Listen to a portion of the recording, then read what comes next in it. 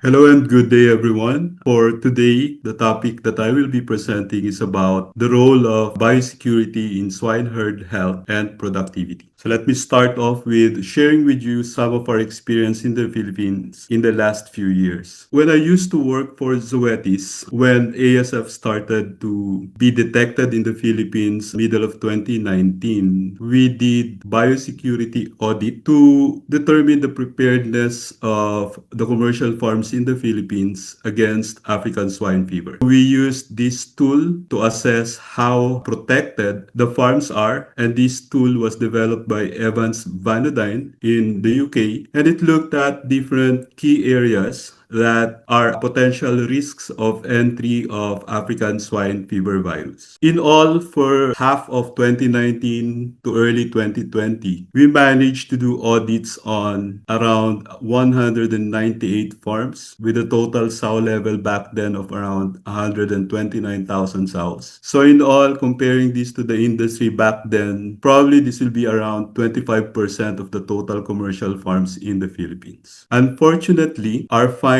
showed that 87% of the farms that we go to have low biosecurity levels. Only 11.6 have medium biosecurity levels, and only 2 out of 198 or 1.4% have very high biosecurity levels that will ensure that they will have a fighting chance against the entry of African swine fever. And for each of those farms, there are at least 4 high-risk areas that are present. In all those farms, the top risks were: one, the demarcation between clean and dirty areas. 66% of the farms don't have clear segregation between high health and dirty areas. 128 don't have downtime for visitors. So anyone who visits the farm, they'll just let them in. And 119 out of 198 farms are very close to the other farms, less than 1 kilometer away from the other farms, making those farms vulnerable to ASF entry. Unfortunately, 2 years after conducting these audits, when we went back and looked at these farms, majority of the low biosecurity farms have either completely depopulated or have been directly hit by African swine fever. In the medium farms, two-thirds of them were affected by ASF, but none of the high biosecurity farms had problems with ASF. So meaning, despite the spread of African swine fever in the Philippines, they managed to continue with their business and continue producing pigs for the industry. I initially shared this information to give you an idea of how a whole industry might look like in terms of how they view biosecurity. So since then, since we saw these findings, we invested on educating the industry on how important biosecurity is and how biosecurity has been effective in preventing African swine fever entry into their herds. Now, going on to my topic for this day, I have divided my presentation into 5 different chapters. First, I'll just level up the understanding on biosecurity. Second, I will share with you the impact of biosecurity on herd health and viability. Third, I will show you the effects of biosecurity on herd performance. Fourth, I will share with you some of the challenges and the strategies for effective biosecurity implementation. And fifth, I will share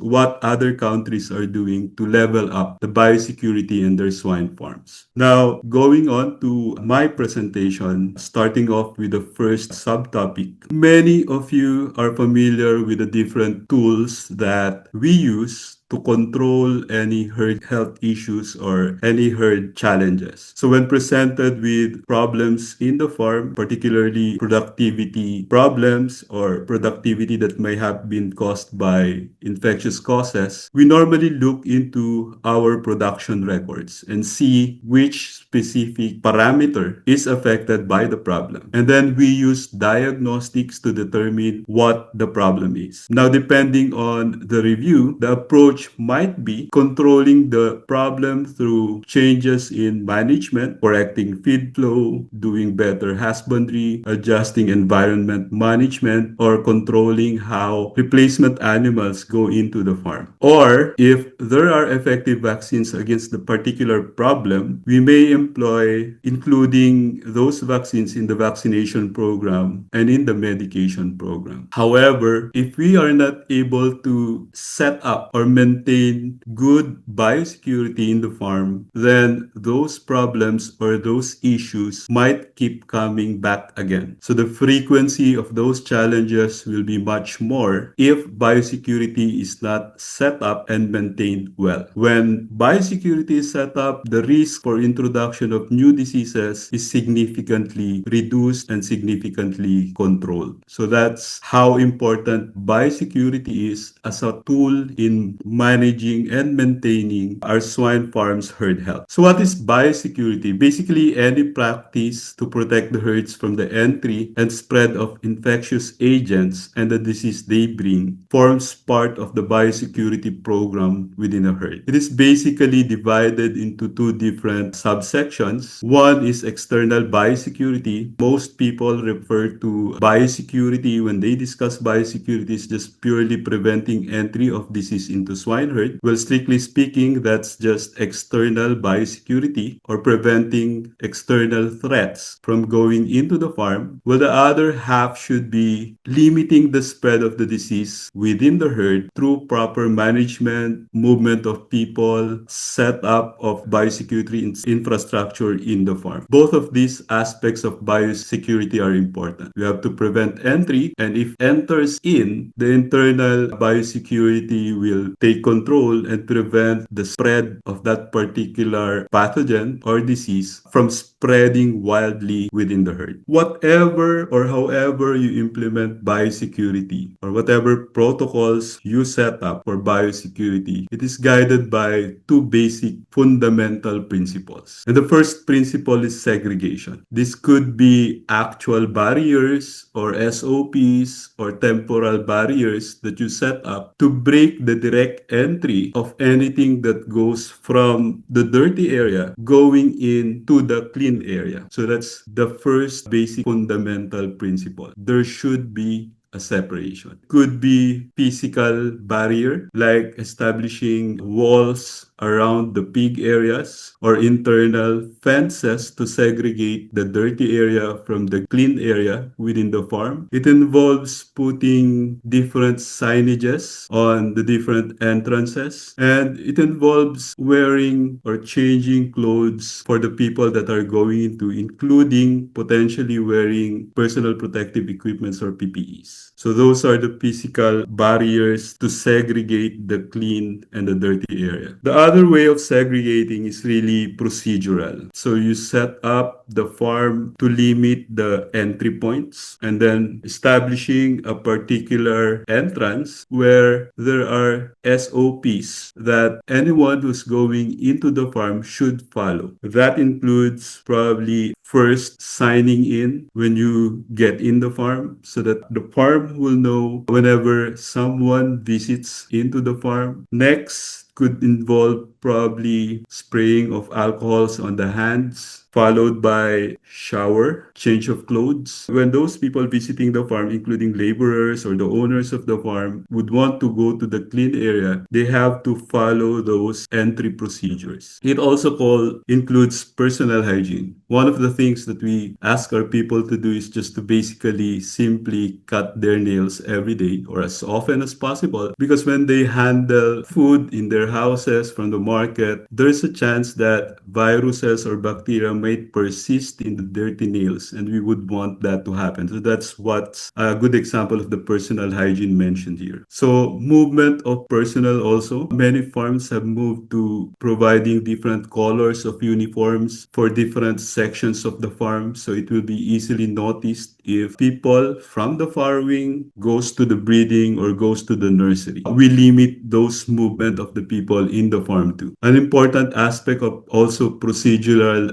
methods or we employed in the farm is the disposal of all the wastes, including disposal of mortalities. So disposal of dead pigs, we would bag them and then put them in one entrance, and then someone else will go pick them up. We don't allow our staff handling the pigs to go through the disposal area because that exposes them to the risk of the pathogens that are in the disposal area of mortalities. And then one of the things that we find important is to do trainings and retrainings to farm personnel, because from the time we initially do audits or recommendations of adjustments in the farm, compliance will be high, but after 6 months, there will be compliance fatigue, compliance will go down, so would need to go in and do retraining. Another example of segregation is temporal. So this is time reduction or increasing the time of the downtime between visits or entries or any staff that went into vacation or day offs. They have to at least do downtime prior to going in to the pig area. That's basically increasing the duration between potential contact time points to different pathogens. And the next important fundamental principle of biosecurity is cleaning and disinfection. So there's two important areas where this has to be done. So once segregation is implemented, you know the clean area, you should identify the dirty area, and anything that will cross from the dirty area to the clean area should be cleaned and should be properly disinfected to be sure that they are not bringing in pathogens into the clean area. But also, cleaning and disinfection is important to be routinely done within the clean area to reduce the microbes or the bacteria or viruses that are gradually building up within the clean area through time. So cleaning and disinfection should be implemented inside and on the critical control points or potential entries of anything from the dirty area to the clean area. I mentioned a while ago critical control points. These are basically those entry points that could be the potential areas for entry,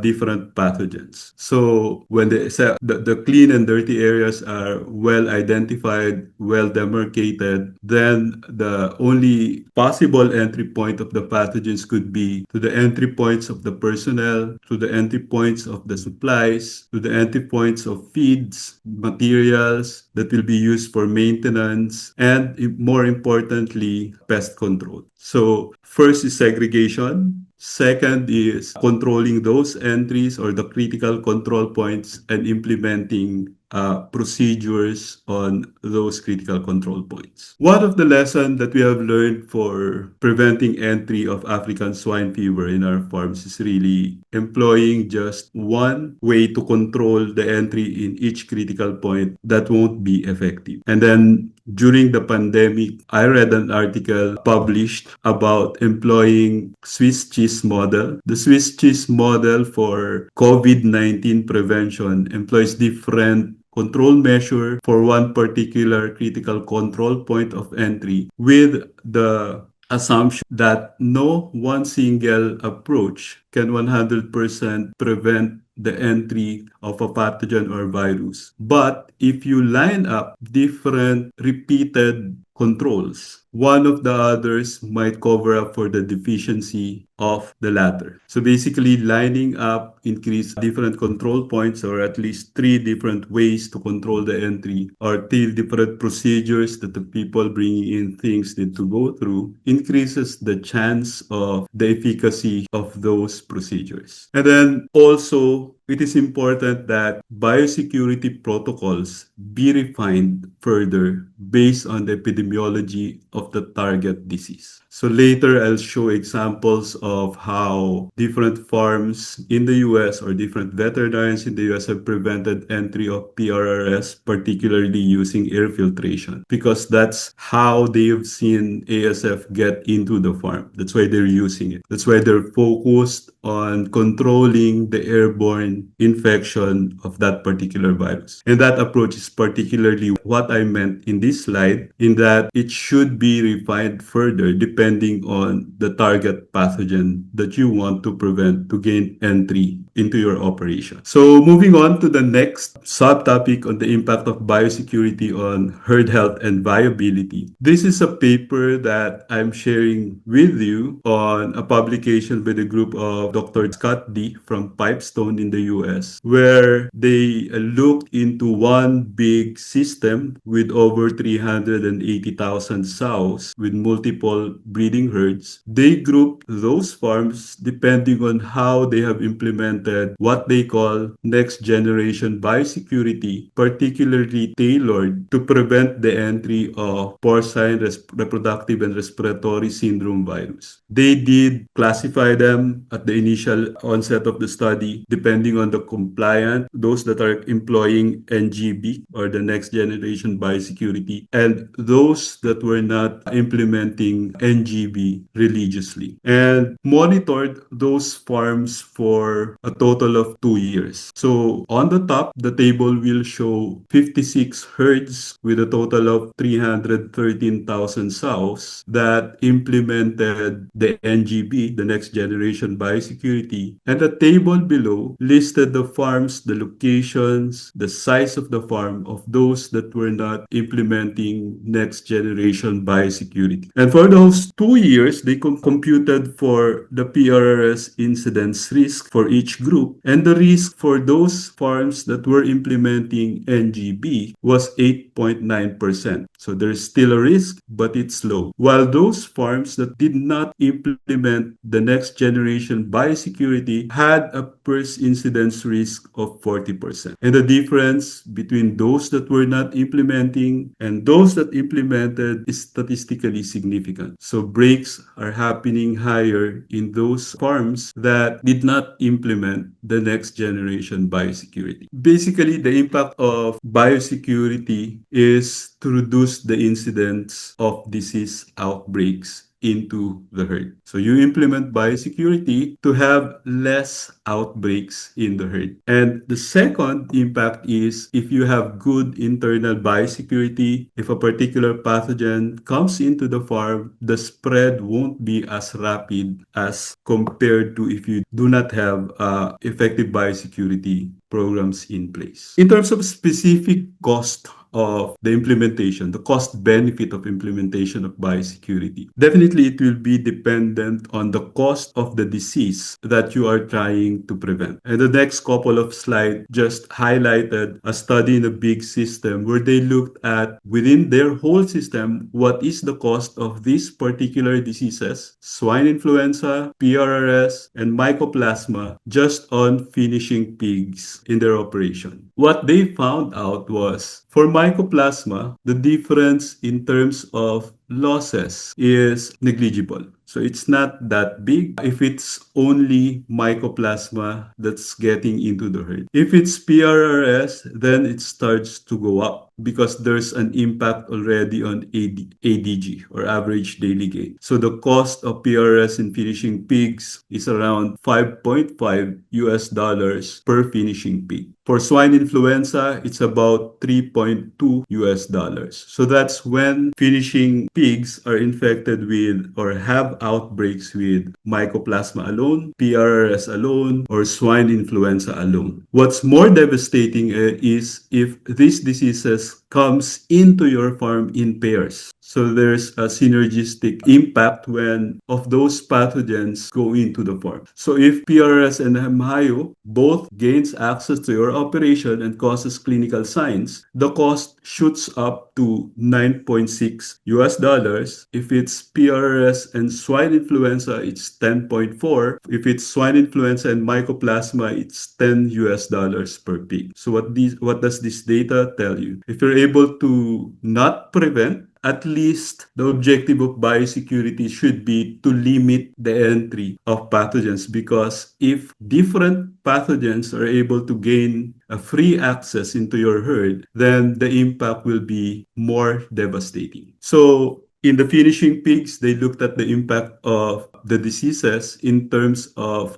morbidity rates. So lower morbidity rates, lower number of pigs that will get sick. When there's less pigs that will get sick, there will be lower deaths or lower mortality rates. And then when there's less morbidity, less pigs die, the overall herd health and the overall herd performance of the farm improves. Computing for the economic benefits really is a bit challenging to us because it's like an insurance policy where you spend on something to prevent another thing from happening. But basically, looking at those papers, the experiences, we can summarize and compute the impact of the economic benefits of biosecurity release towards herd health preservation. So minimizing disease loss, reducing treatment costs when there's less morbidities, and maintaining productivity of our herd. So moving on to the effects of biosecurity on swine herd performance, I have decided to look at the farms that I'm working with and look for farms that are more or less comparable but with differences on how they implement biosecurity or they execute biosecurity. So here I cited farms A and B. These two farms are part of the same system, so just one company. So genetics-wise, genetics of both farm A and farm B are the same. Nutrition-wise, the feeds of both farm A and B are the same. Both farms started off as PRS mycoplasma negative, but eventually, to time, Farm A broke with mycoplasma and Farm A broke with PRS. So now, for the last few years, Farm A I classify them as a farm with a conventional health status. Farm B, on the other hand, manages to maintain PRS out of their herd. So it's mycoplasma positive, but PRRS negative. Now, what are the differences between these two farms? For Farm A, our farm laborer, our farm staff, goes home every day. So basically, they would go in the farm, shower, wear their farm uniform, work for a day, and then go home at night. The location also of Farm A is a bit challenging because Farm A is near a highway. So a lot of trucks move along the highway, which is just 20 meters from our peak areas after the fence. Farm B is a bit more isolated. In Farm B, our staff are following 26 days continuous work and then 4 to 5 days day off. And once they come back, they would need to do at least 48-hour downtime at the site before they can go into the pigs. So those are the differences between these two farms. Herd-wise, almost the same size, but you can see here the performance difference for those two farms in the year 2022. For Farm B, which is able to implement better biosecurity protocols, the performance in different parameters are significantly better than Farm A. And this went on until this year. That farm is continuously performing better than Farm A. So where does Farm B, despite having very similar facilities and everything, excel more or improve more or performing better than Farm A? First is in the total born alive. For the whole year, our total born alive for Farm B is 12. So it's 0.18 piglet per liter better. And then in terms of alive, that's where the difference goes up to 0.43 because we have less stillborn pigs in that farm. So PRS causes that. So we've prevented it by pushing PRS out. Weaning weight. There's half kilo difference on weaning weight of the pigs. So approximately similar lactating days or days on sow for the piglets, but there's half kilo improvement on Farm B. Farrowing rate, we have 3 percentage points advantage for the whole year. Although I must say Farm A is still performing well at 86%, but Farm B does 89% for the whole year. We have less pre-weaning mortality, 3.8 versus 5.5. We have less post-weaning mortality. This is nursery until finishing, 2%. Similar farrowing index, an improvement of 1.3 pigs on the wind per sow per year. We have significantly better ADG, and this is one thing that has been consistent throughout the years. The ADG of the PRS negative site is difficult for us in the conventional health farm to achieve, there's 67 grams a day difference, and that spells a whole lot of money if you're considering the amount of pigs that these farms would be marketing every month, every year. There's difference in terms of farm efficiency, because at the same or similar growing days, we would have better market weights for Farm B. And the cost per pig per month is 7 pesos lower for Farm B. So basically, Farm B, just employing biosecurity and keeping PRRS away from the herd, is doing much better than Farm A. So if we summarize where Farm B, we saw an improvement in growth rates, we're seeing improvement in feed conversion rate because pigs are healthier and pigs are growing better. And also, we see enhanced reproductive performance. So keeping PRRS out, we have less incidences of abortions, less stillbirth per liter, and less number of weak piglets in the farrowing. So these performance parameters have been improved by just maintaining and executing good biosecurity protocols for the whole year. And the last part is on the impact on the need for antibiotics. Of course, if there's less pigs that are getting sick, then you just need less antibiotics to treat them. And overall, with less intervention, less times of our staff going into the farm to treat pigs, then we're improving animal welfare overall. So we know how biosecurity is important now, but why did, when we do an audit, a lot of farms still looks like they did not invest on improving biosecurity? And the reasons are basically the cost of the infrastructure and the cost of maintaining that infrastructure. So it's very understandable for small backyard farms to have that. But for commercial farms, when we were talking to them early on in the ASF breaks, unfortunately, during that time, farms are selling pigs lower than the production costs. So basically, farms don't have money to invest on the infrastructure at that time. So that's a bit too late.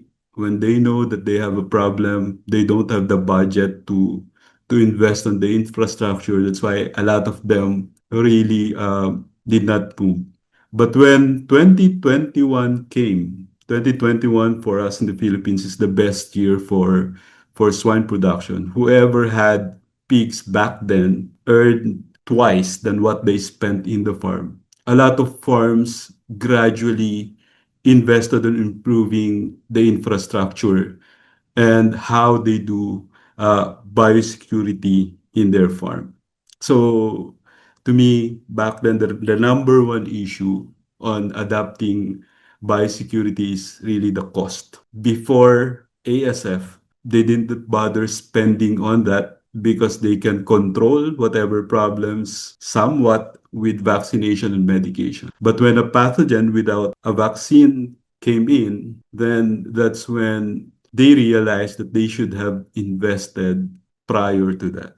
The second biggest barrier to adoption is really the lack of knowledge on the science. A lot of people think that if they just do disinfection, then they will prevent the entry of pathogens. And that's unfortunate.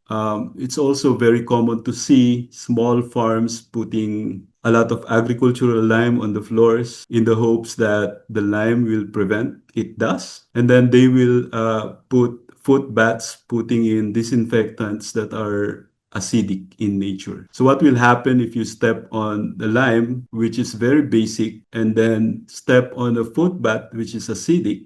So basically, both just nullifies the effect of each. So remember, there's a pH range that's effective against ASF, but if you don't have enough knowledge on the pH of your disinfectants and just uses a lot of agricultural lime, then that's negating the effect of each of that effect. And that's what I meant on the lack of knowledge on the science of disinfection. And one thing that most farms really forget is the chance of reinfection or recontamination of the facilities. Intensive cleaning, intensive disinfection of the pig areas really would push down the level of contamination in that particular pig area. However, if you don't close the facility, if you don't do bird proofing, if you don't do put doors to prevent other people or other animals, domestic animals or pests, then before you know it, after cleaning, the facilities could have been reinfected or recontaminated. And when you put in pigs, just count 2 weeks and then problems will happen again. So those are the key experiences that I have, why I say that most farms or some of the farms who are not implementing biosecurity well enough are lacking the knowledge on the science of biosecurity. And the last common barriers is the labor. During the initial onset of ASF, it's very difficult to teach and let laborers follow biosecurity protocols. When we limited their access outside, we saw people climbing off the fences just to buy cigarettes or just to not minding that what they were doing puts the farms at risk. So that's a very, very big challenge. However, throughout the years, when they saw that their friends from the other farms lost their job or their livelihood when the farm got infected, then compliance improved, but much is still to be desired about how the typical laborers in the farm follows biosecurity protocols. Sometimes you would just catch them if you visit them by surprise. They will be doing things that you have told them the last visit that you did not to do. They'll just basically do whatever is comfortable to them. So those are the three biggest barriers to adoption of good biosecurity program within the farm. Now, how have we tried to combat that? Then definitely we do training. So for some of my farms, I would request some of the suppliers to do comprehensive trainings on biosecurity, assigning different companies to train our people regularly on a quarterly or semi-annual basis. In the big farms that I have, we assign specific biosecurity compliance officer. Basically, his job is just to ensure things are done right. All people follow the biosecurity protocols. All entrances are diluting the disinfectants well, and all buildings are properly cleaned before disinfection and other things. But basically, those are the key jobs of the biosecurity compliance officer. And then we do continuous monitoring on how they are doing cleaning by using ATP monitoring, ATP machines. We would also put now on most of my farms CCTVs at the entrances to see if they are following the protocols that we have agreed on. But basically, yeah, the challenges that we have identified is labor. So we have the biggest approach that we do to ensure biosecurity is well implemented is on monitoring compliance of the people within the farm. So what are the future directions and innovations in swine biosecurity? How are other people doing it? One of the things that are being done is to integrate new technologies in monitoring biosecurity. So they're using sensor technologies for early warning entrance to the farms. And the picture of the slide that I showed here is from Dr. Polyeski of the Swine Veterinary Center. In most of their farms, they're doing geofencing through using GPS. Any people approaching the farm with digital gadgets, they will be notified if they're breaching through the geofence. They have to properly be identified or applied to go into the farm. The trucks that deliver pigs or deliver feeds or deliver any supplies have GPS, so they would know where those trucks went through prior to entry in the farm. And then they're starting to use AI in real-time monitoring of the CCTV cameras. So if someone went into the farm not following the protocol, a particular recording of that incident will be sent to someone, and that someone will look into the so the AI will pick up the breach of biosecurity protocol. The AI will send it to a person in charge of monitoring biosecurity. He will be in charge of reviewing if there is really a breach on the protocol, and then use that video clip as evidence to either call the attention or reprimand the person who did something that's out of the protocol. So this is what's being done in the US in the light of the severe PRS outbreaks that they've been